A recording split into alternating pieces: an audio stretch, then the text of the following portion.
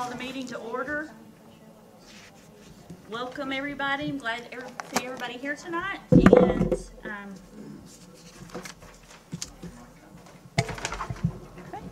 And we will start off with the pledge.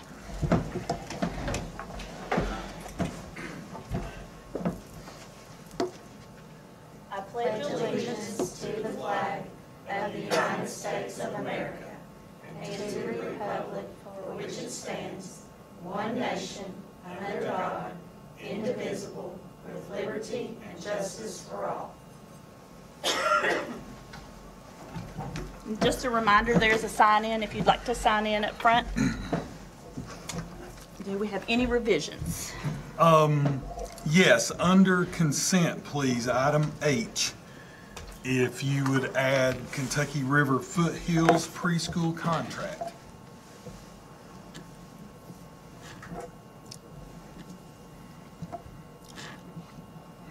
Okay. And I think with that, good to go. All right. Good to go. First on the agendas, we have facilities and we have a construction update. And look, just in time, I'm welcoming you.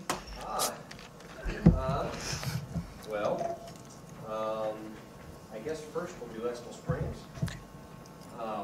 Estill Springs is, well, I tell you. Tell you what, go by the agenda, go with the roof project. Do you think he needs Yes, I another don't phone care. or something? Sure. He's good. Yes. So the roof project, we selected the colors, and we have just gotten indication today that the, Jeremy?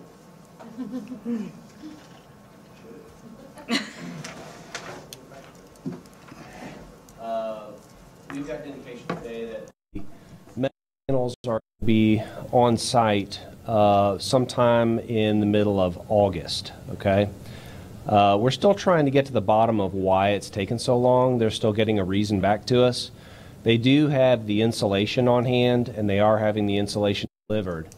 The metal panel company, Barrage, is in Texas. The people that are forming the metal panels are located in Ohio, so there's some shipping there. I do know from other projects currently that there are some shipping issues, that there is a lack of truck drivers. And so we've seen this, or we've heard of this on some other projects that may be causing some delays. But I don't really have anything for certain as to what's causing the delay in the supply of the metal panels. But they have been ordered, they are on the way, and we're just kind of waiting for them to get here, okay? What does that do, Roland, with the timeline of that project? I just hate that. I know. I knew we were supposed to start this coming week. Everything was supposed to be on site and ready to go.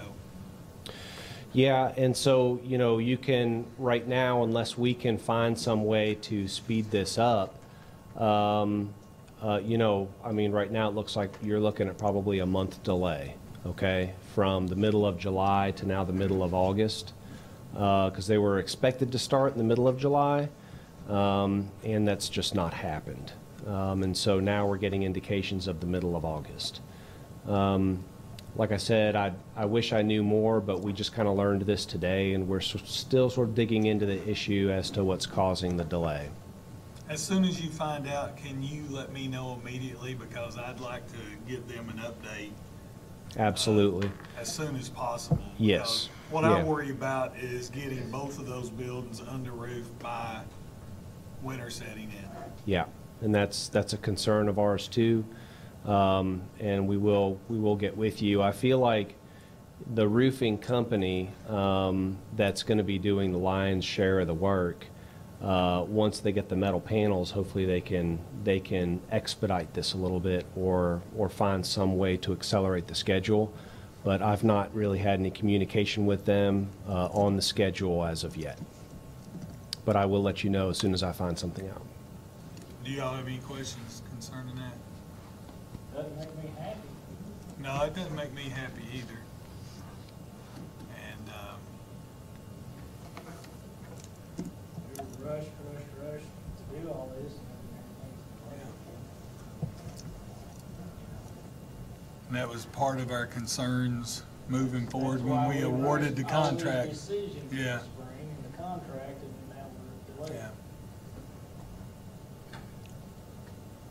I understand. I mean, we were put on a rush to make decisions so we could have this done in a timely manner. And we've selected colors on time. We've not really delayed anything in terms of color selection or anything like that, so, I mean. Yeah. We maybe took an extra week on the color selections, just getting those actual physical samples, but still, it's not a month, you know? Yeah. If you don't mind, as soon as you can know, and I mean, I would like to express it to, our construction company, Riddle, that, we, especially that they can be looking at how they can accelerate the schedule with the delay. I mean, I know them getting the materials might be beyond their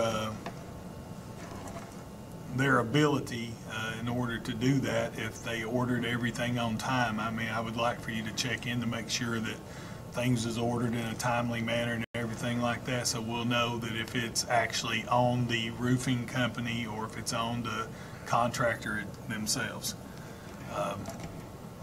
Because I know that our concerns is we just spent $20,000 for a new gym floor, that we know we have a gymnasium that leaks. That part of that roof needs to be completed. We don't want to do something that would jeopardize that. So that's my biggest concern, is that we have both of those substantially completed before winter sets in, for sure. Okay, Okay? got it. Item B, I guess. Okay. So we will need to consider or approve the change order number 1, metal edge color. sorry, it's Is my that fault. 1B? 1A, A, okay. let's go The with A. application for the roof replacement project. Is this for Do the we- performance bond? Is that, if I read it correctly? Yes, what you're seeing on this pay application is for the performance and payment bond and insurance. They also have some of the materials billed. You'll see an amount there billed towards a purchase order. I believe that's for the insulation, okay? And then their performance and payment bond and their insurance. And we've reviewed the pay application and the materials and are recommending approval for you all. And this is just for their performance bond and contract. If I look at that final sheet, so really, I don't even think, it doesn't even include, I don't think, Roland, any of the, it doesn't include any of the materials at this point. I think they just arrived on site this week, so.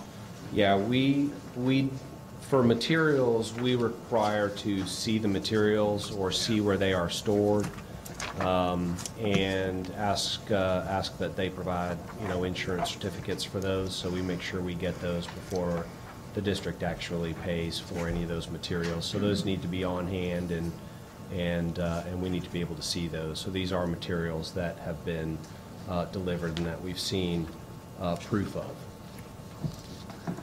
My recommendation is to pay application number 1 for that project for the performance bond and insurance.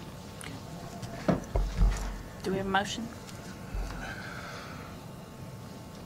So moved.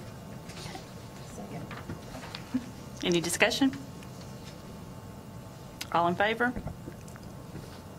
Any opposed? Okay. So we have pay application approved, and now we will need to look at approving or considering change order number 1, the metal edge color. Which is the craziest thing I've ever seen, don't you agree, Roland? This is the craziest thing. There is an explanation for it. The company that is providing the metal does not have white as a standard color. they consider it a premium color. And it is a little bit of an oddity. Our basis of design, okay, that we use, DMI Metals, they do have white as a standard color. However, this company does not. And we feel like white's going to look the best on Estill Springs as far as the downspouts and the gutters to match the white trim that's already there existing. We're wanting to go back with the roof and then all of the white trim.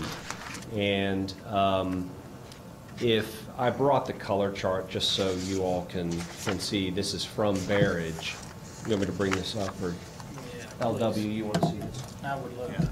And it's the same color chart that you all have seen before. So they have a Shasta white, which is up here, but to me that just looks gray. And then their white, their natural white, And is the roof actually color is going to be, the Sierra tan. And we actually have a bigger sample of the Shasta white, and it is gray. It does have a gray tint to it. Yeah. No, that was the almond. Oh, I thought we had one of each. I don't think we I'm got the sorry. white. Okay, maybe we Not did. the almond. I'm sorry. The Shasta white is, I mean, you can see it's kind of gray, right? And it's just not going to match the white trim that's on the building, and so, do we have to get it from this company? yes. Yeah, there's a purchase order already in place on it for the materials. And, you know, it would be more time added onto the schedule if you really wanted to explore that or do something. Well, if we're going to be a month on the roof, I mean, what's, And the can we district, do this while we're waiting on the metal roof?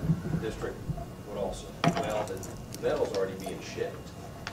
So you might have to pay some sort of shipping cost to send that back, and Just a it's- question. Yeah, I would recommend against it. And I fussed wholeheartedly over this. I've never heard But of then- white not being a color. But then when I saw the price, and not the fact that we want to throw away basically $2,000, nobody wants to throw anything away. White is a basic color. But with that being said, I think it's $1,500, and the trouble that it would cause us to try to change it at this point, and it's not in addition to, it's not any additional money to be borrowed.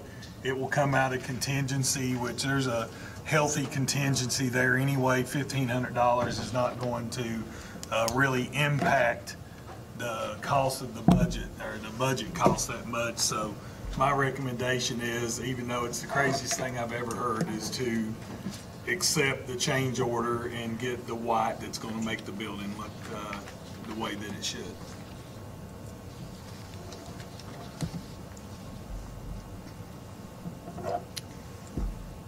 Do we have a motion? Okay, we have a motion. Do we have a second? I'll second it. Any discussion? All in favor? I have to say no Opposed? just for pure principle. Doesn't affect you. Okay. Next on the agenda, we have the Estill Springs. So we have to consider and approve the pay application for associated with the direct purchase orders. Roland, if you want to, just give them an update and Sure. then go move into the change order real quick. Okay. Construction update on Estill Springs. The momentum's been working really hard, and they have great subcontractors. They've been doing an excellent job out there on site. They have been very aggressive about taking care of the schedule and the time that they have on site while students are not in the school. They went in and demolished everything they needed to demolish, and they have got the geothermal well field today. I think they have one well left to drill, and then the geothermal well field's going to be finished. They have, they're completing their final connections. They think that's going to be done by the end of next week. And Wing A and Wing B, which were Red Wing and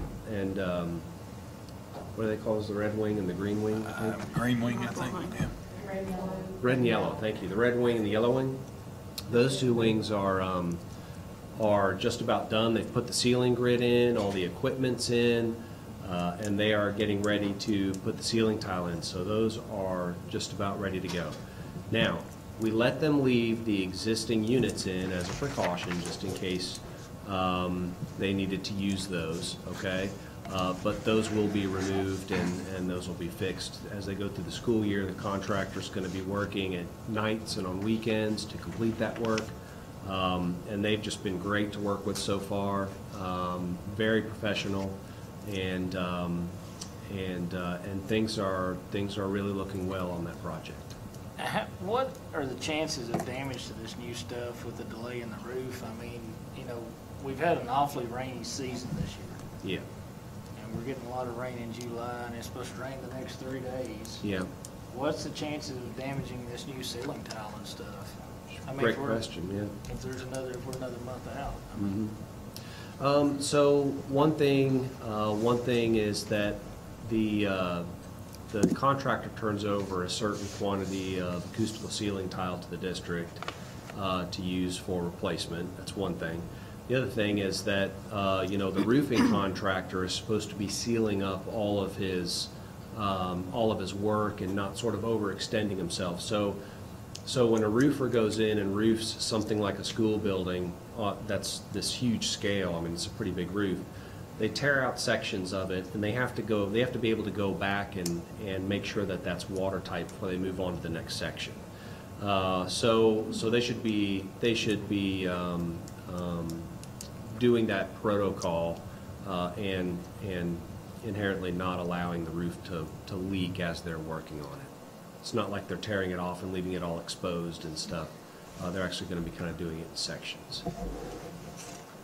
Am I right that their insurance does cover that as well? If something does happen, the insurance and performance bond would cover any damage? Not so much the performance bond. I mean, ceiling tiles, they know that if stuff gets damaged underneath, and we've had this conversation with Momentum too, your general contractor that's working on the renovation, because they're just as concerned about putting all the ceiling tile in and then the roofer coming along and removing this stuff, and there may be getting some leaks that might damage some ceiling tile or something.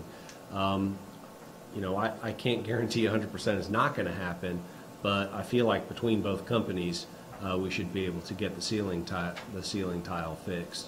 And yeah, I mean, the roofer is obligated to sort of repair, and they have insurance to fix these things as they move forward. Okay. Yeah.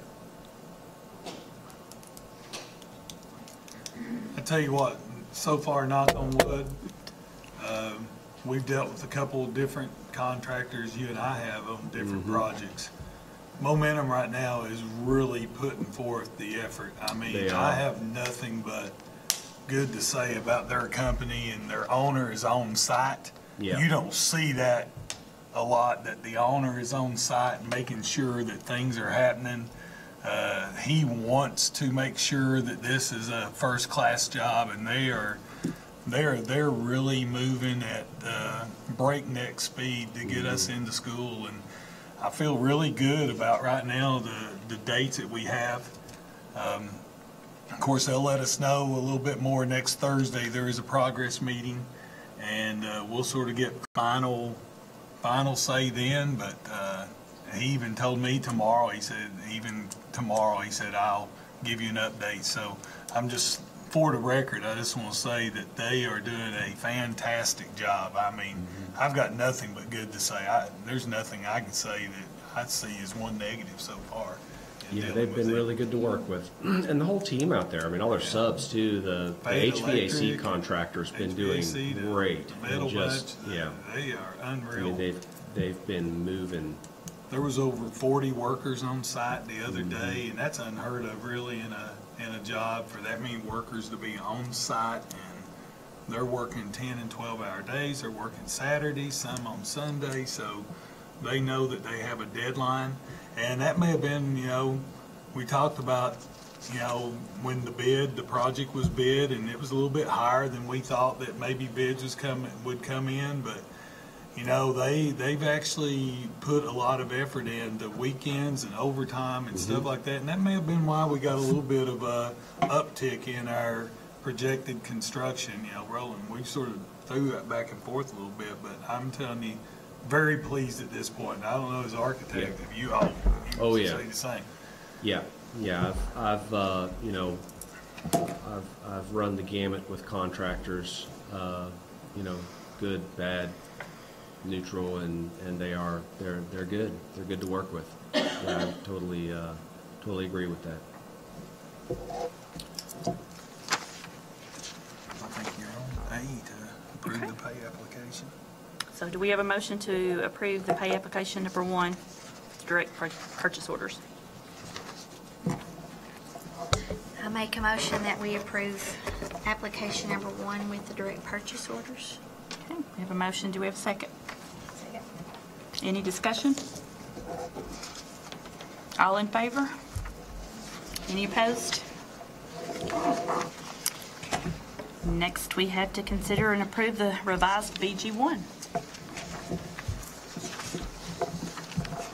Roland may want to go into this a little further, but to let you know, to say the least, there's a lot of changes going on at KDE right now with the new commissioner, and within each of the departments, we've seen a lot of turnover in several different areas. And I just think right now that we have everybody that is taking a little bit extra precaution in terms of things that they approve, and facilities has always been something that's went back and forth a little bit at KD. If you get the right person, they've got a little bit more leeway, and others are a little bit more stickler, and they have really tightened down on some of the things that they've done. Things that to me sometimes just make absolutely no sense. And what brought this on was the discussion about painting the school. And there was some paint that was going to take place. And honestly, I didn't realize what kind of terrible shape that building was in paint-wise until you get in there and take, you know, you go in an elementary classroom, there's all these posters on the wall and student work on the wall and all these different things. And then you get in there and you get all that stripped off. And I mean, the painting in that building is absolutely atrocious. It's terrible. So there was no way that we could spend this type of money and then not paint that building. Well, it just so happens that interior finishes was not part of the description on the facility plan. So as we tried to adjust that, the one thing about it so far, KDE has said no, but they have so far come back and say you can't do it this way, but you can do it this way. So that's what's happened here, is that they gave us an option to, this is how you paint the building and pay for it. And in turn, what we're having to do is adjust the BG1 to show that we are going to pay for the paint out of our cash, out of our general fund. And then in turn, I'm gonna ask you to do something here in consent in a minute that will make that a revenue neutral thing. So it's not gonna add $74,000 to our budget for this coming school year, because I wouldn't want to do that, which that is the change in the BG1, that we would add $74,000 to pay for the painting for that building.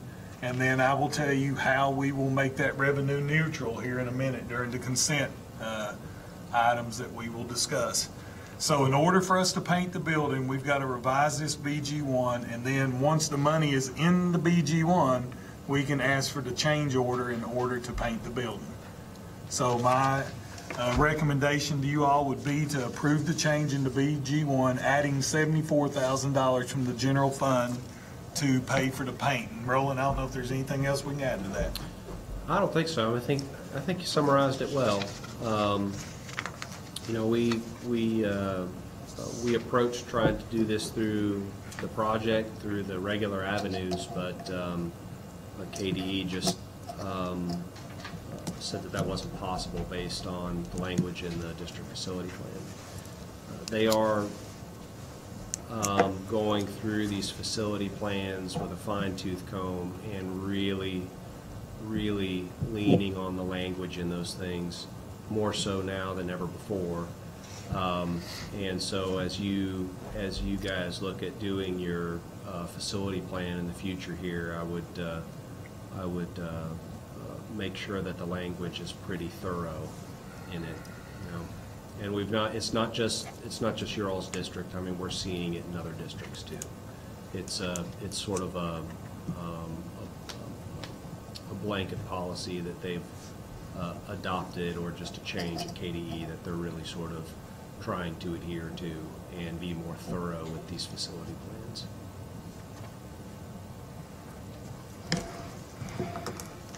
Do we have a motion to approve the revised BG1? Motion. Do we have a second? Okay, any discussion? All in favor? Any opposed? It's approved. Next on the agenda, we have to consider and approve the change order for the interior paint. Again, in order for them to do the work and for it to fall under the insurance of the general contractor to make sure that we're covered as a board, we need to approve it as a change order now that you've got the money in the contract in order to pay for it. And my recommendation would be to approve that change order. And again, remember, this is a value-added change order. This is not because of some mistake or anything like that. If you're going to have change orders, you want to have value-added change orders. That's why the one about the roofing, that bothers me. There's not a whole lot of value added by changing the metal color, in my opinion. But this one here, we're getting something for what we're paying for. And I feel good about this change order now to get that painting complete. So do we have a motion to approve the change order for the interior paint? Do we have a second? Okay. Any discussion? All in favor? Any opposed? Okay. Passes. Next on the agenda, we have to approve the finding for the new bus garage on the district facility plan by the LPC.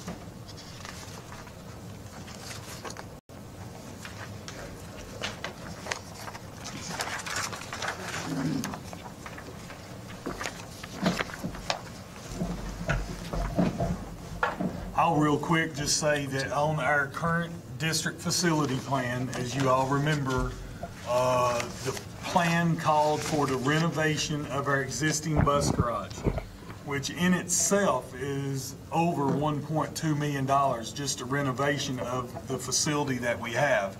And as we've discussed before with the building of the Career Tech Center on that same piece of property, it became problematic that the bus garage was on that piece of property. It did some funky things with the design of the Career Tech Center.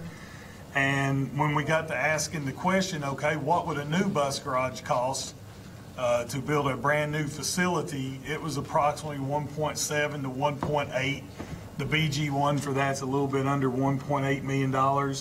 So in reality, when you get to thinking about it, do you spend 1.8 for a brand new facility, or do you spend 1.2 to renovate a facility that's over 30-some years old? So as we went through that process, we've had this discussion.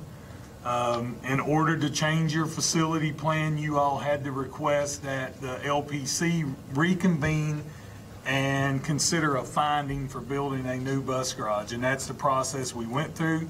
The LPC met last night. It approved that finding that you requested by a majority vote of the planning committee. And now the next step of that would be for the board to approve the finding that was approved by the local planning committee. Did I leave anything out, Roland? No, that's good. I think you got that. Okay, do we have a motion to approve the finding for the new bus garage? Motion. Okay, we have a motion. Do we have a second?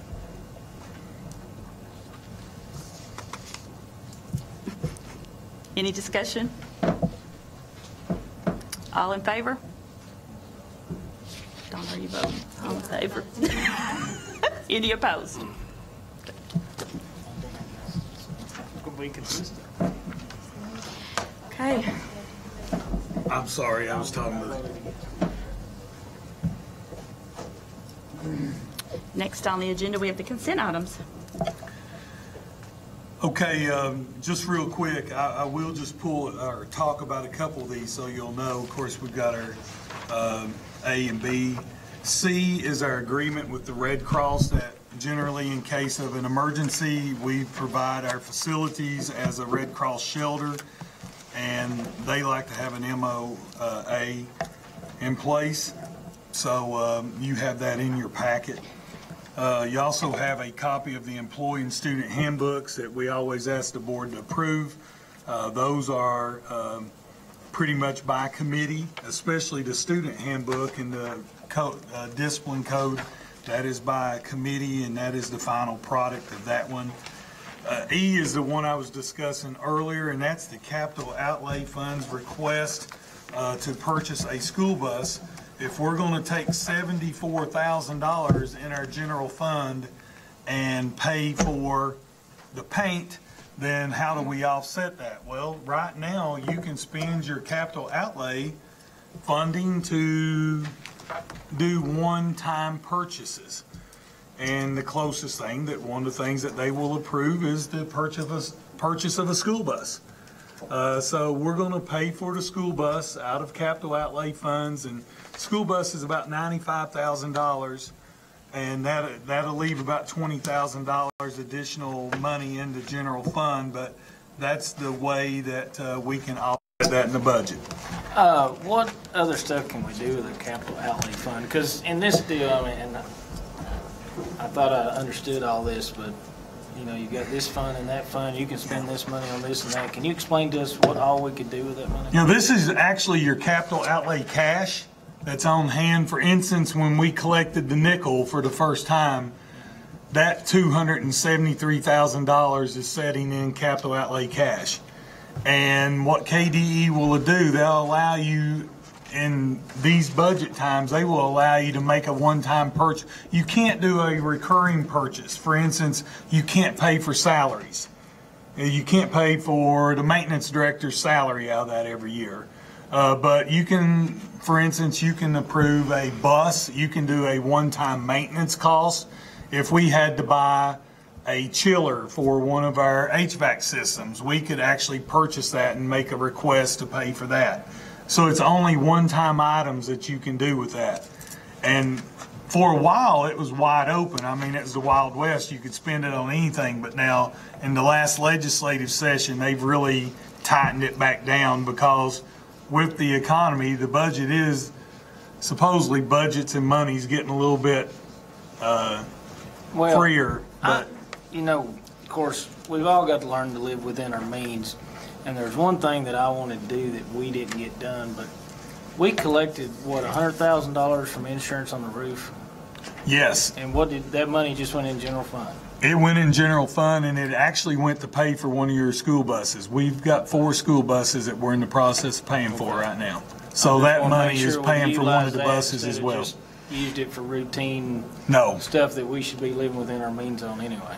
And of course, we had to send documentation to the insurance company the other day. They're very interested in the roof project because they want to make sure that there's at least $100,000 worth of work that's going into that roof. And of course, there's close to $1 million going into that roof. So that's the bigger of the 2 roofs, to be honest. So they're checking with us. But that money was budgeted to pay for one of your school buses. That's how we did that within the budget. So, I mean, it's just a way for us to sort of be revenue neutral here. It gives us an additional $20,000 if we have some type of maintenance issue or something come up that's unexpected. We won't just put that money in anything and spend it. G is declaring a bus surplus. If you remember, we received a $100,000 grant for the clean diesel grant. And part of that is if you get money for that, then the 5 buses that we replace, you have to ensure that they don't go back on the road. Those buses are worth nothing to us. They're out of depreciation. You would get $500 to $1,000 for them if you were selling them under surplus. But they will require us to drill a hole through the engine block and cut the frames on both sides of the frame so that those buses can't be used again for transportation. And so we still have to declare them surplus. That's 5 of them. And then we have 3 additional buses that we can now let go that we will declare surplus as well. And the last thing, which is the big thing that happened this afternoon, after much wrangling back and forth, the preschool contract, we have come up with a solution to our preschool contract so that we can get our preschool staff hired.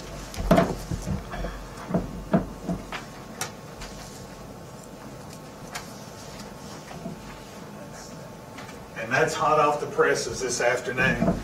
But the value of that contract is $330,000. You can see why I was very hesitant about hiring those teachers. We're now going to have to go back and hire the teachers, hire the aides that go into those jobs. So this pretty much means that we're able to take care of some of the employee issues that we had with people that's been notified about unemployment.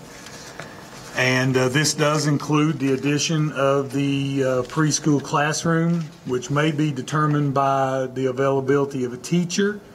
But as we move forward this year, we will have 9 preschool classrooms. And that's one of the things I think I'm most proud of in starting my 4th year.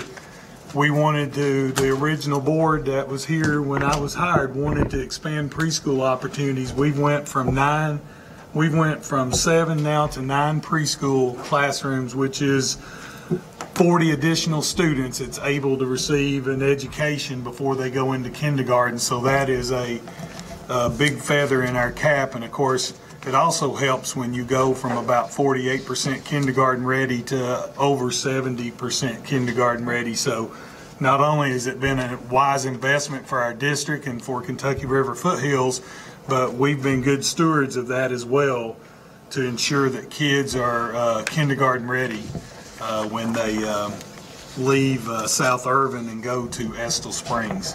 So those are the consent items, and my recommendation is that we approve all of those items. Yes, Jeremy. I've got I just have to say what this is on the acreage. I do this every year at the July.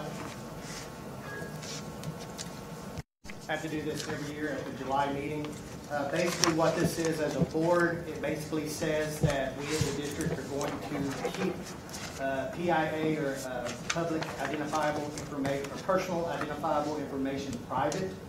Now this could be anywhere from a teacher accidentally losing a thumb drive to someone actually hacking into our system. It kind of runs the gamut. But basically anything personally identifiable would be something that we as a human being would keep secret so that someone cannot steal our identity.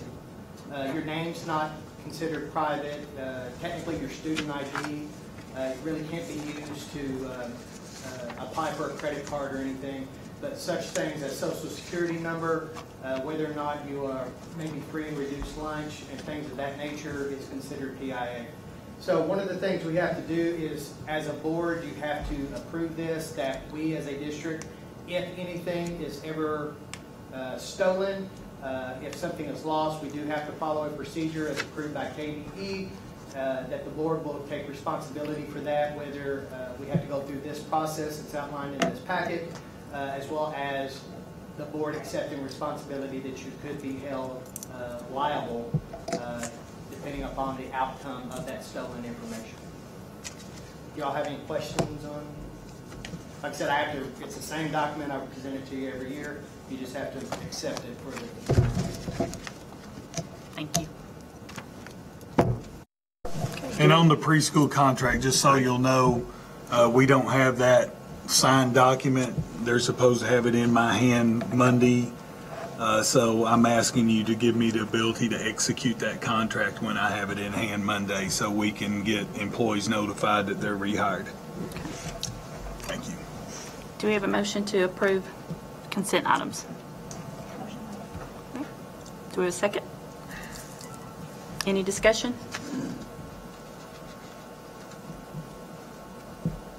All in favor? Any opposed? Okay. They are approved. Do we have any public comments?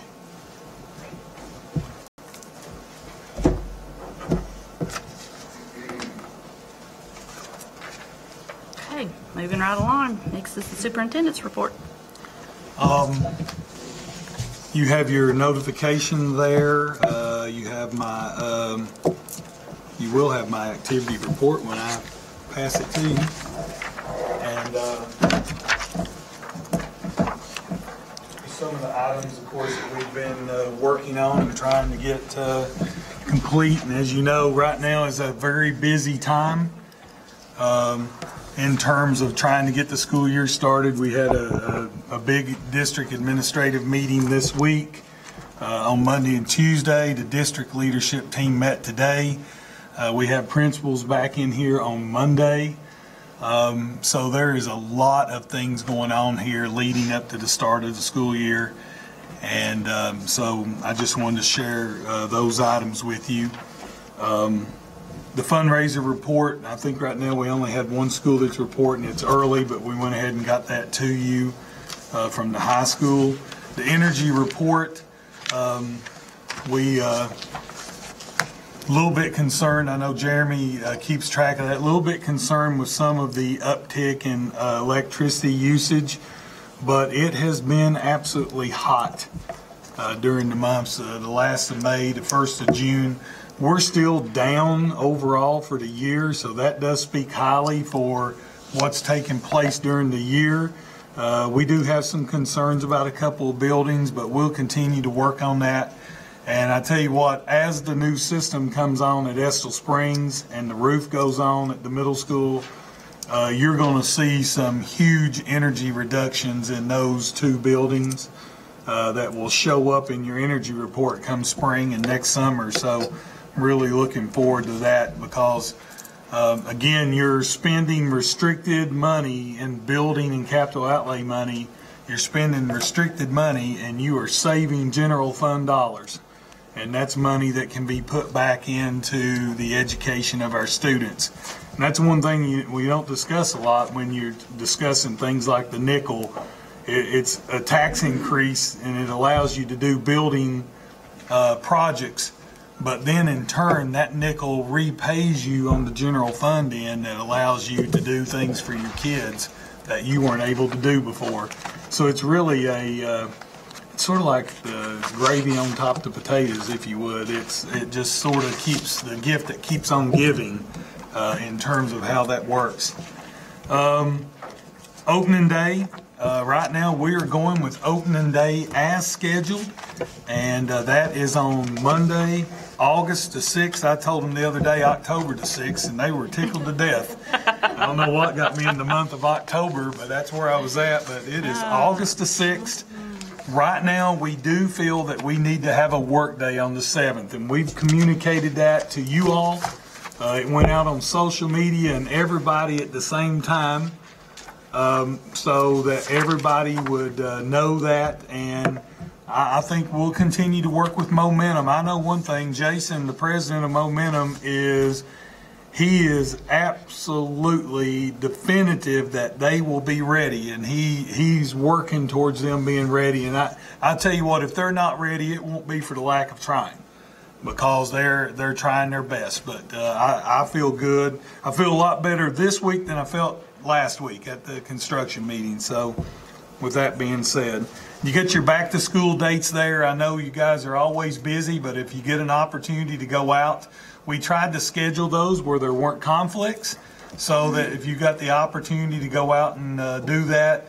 Some people might say, well, wait a minute, why is South Irvin after opening day and after the first day for kids? Well, South Irvin, being the preschool center, doesn't start the following week. Anyway, they're 1 week behind. So don't let those dates scare you. They don't mean anything.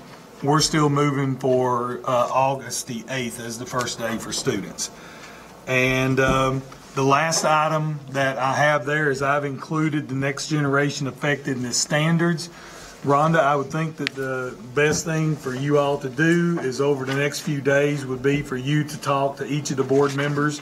In general, you all look at those, and as you know, there you have the standards that superintendents are evaluated under. There's 7 of those. Last year, you all chose culture. You can choose one of those again. You can choose 2 of those areas. But if you can communicate that to me, hopefully by August the 1st, at the August board meeting, I will bring you back a professional growth plan.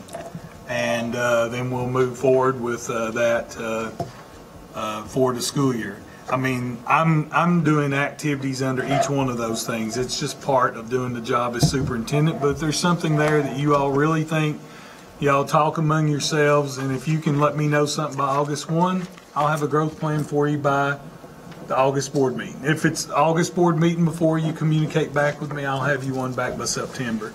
I think the new evaluation plan is, I think it's October is when professional growth plans need to be in, but I will try to, I know that's what it is for administrators. Is that the same on mine when we did that?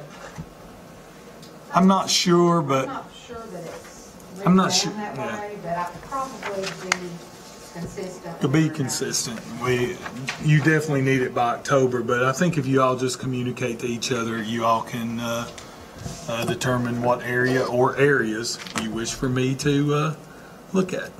Okay. And that is it for the superintendent's report. Any on the board have anything to say? Do we have a motion to adjourn? Do a second. All in favor? We are adjourned. Let it be said, that is a 50-minute board meeting. That's right. Record timing.